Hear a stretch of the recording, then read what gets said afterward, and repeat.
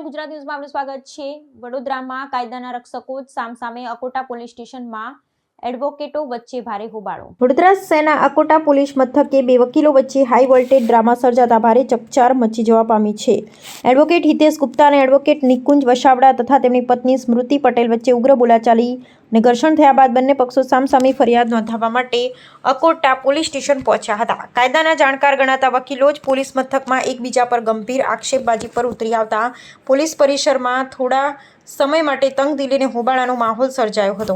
પ્રાપ્ત વિગતો અનુસાર આ સમગ્ર વિવાદની શરૂઆત દિવાળીપુરા સ્થિત ન્યાય મંદિર કોર્ટે સંકુલથી થઈ હતી। એડવોકેટ હિતેશ ગુપ્તા પોતાના ન્યાયિક કામ અર્થે કોર્ટમાં ગયા હતા ત્યારે નિકુંજ વસાવડા અને તેમની પત્નીએ તેમનો સતત પીછો કર્યો હોવાનો ગંભીર આક્ષેપ કરવામાં આવ્યો છે। વધુમાં હિતેશ ગુપ્તાએ એવો પણ દાવો કર્યો છે કે એડવોકેટ સ્મૃતિ પટેલે પોતાનું એક્ટિવા તેમની કારની બિલકુલ આગળ ઊભું રાખીને તેમનો રસ્તો અવરોધવાનો પ્રયાસ કર્યો હતો।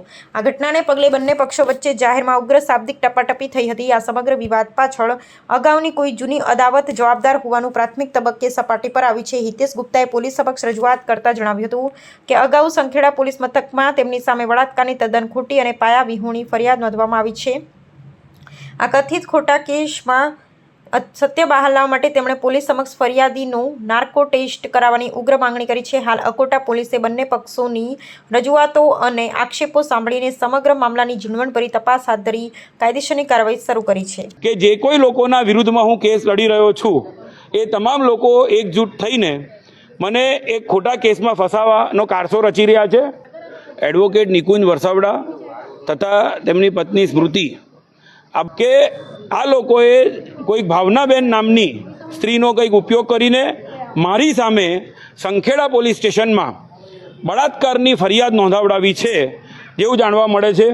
સંખેડા પોલીસ સ્ટેશન આ બાબતે ખાતરી કરે અને ખરેખર મારા મોબાઈલમાં કે મારા સર્કલમાં હું ક્યારેય કોઈ ભાવનાબેન નામની કોઈ સ્ત્રીને જાણતો નથી, કોઈને ઓળખતો નથી, પરંતુ 376ની આક્ષેપોવાળી જે લોકોને ટેવ પડેલી છે ખોટી ફરિયાદો કરવાની, મેં મારી અરજીમાં લખીને આપ્યું છે કે મારી સામે કોઈ પણ પ્રકારની ફરિયાદ આવે તો ફરિયાદ કરનારનું પહેલાં નાર્કો ટેસ્ટ કરાવવામાં આવે, લાઈ ડિટેક્શન ટેસ્ટ કરાવવામાં આવે અને જો મને કોઈ પણ પ્રકારે ખોટી ફરિયાદમાં ફસાવાના કોઈ પણ કારસા રચવામાં આવશે તો હું તમામ બાબત સાઈડ પર મૂકીને મારી સામેની ફરિયાદ પોલીસ પુરવાર કરે અને જ્યાં સુધી મારા સામેના કોઈ પણ જો પુરાવા મળી જશે તો હું વકીલાત ત્યાગી દઈશ, ક્યારેય વકીલાત નહીં કરું।